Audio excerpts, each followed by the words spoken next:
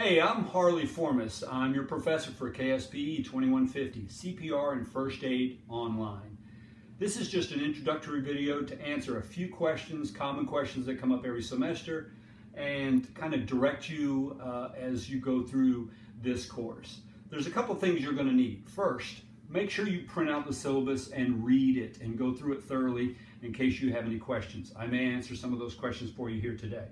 Secondly, make sure you print out the rubric for the CPR practical exam because you're going to have to submit a video of you doing the CPR and the choking with a victim. I'll explain that in a second video following this one.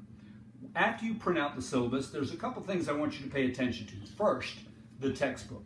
6th edition, it asks for 7th, but a 6th edition is perfectly acceptable. A used book is fine as well. You do not need all the accessories that come with it, such as the CD and all the extra packets. A used textbook would work just fine as a resource to answer any questions you may have as you go through the course. Now, the course is divided up into 3 sections. Section 1 is CPR, and then there's 2 sections of First Aid, First Aid 1 and First Aid 2. Please note that in the First Aid section 1 and in the CPR section, there are discussions, and the discussions are going to require 2 original posts from you in order to get full credit. Also on the syllabus, you're going to see the course evaluation for the point system.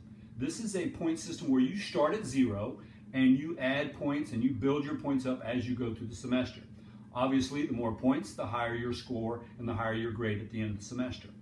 Now make sure you kind of go through that thoroughly and that you understand any questions that you may have as you kind of go through the syllabus. I'll be glad to answer any of those questions for you.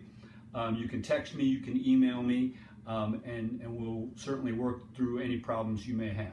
I want to make sure that you understand this.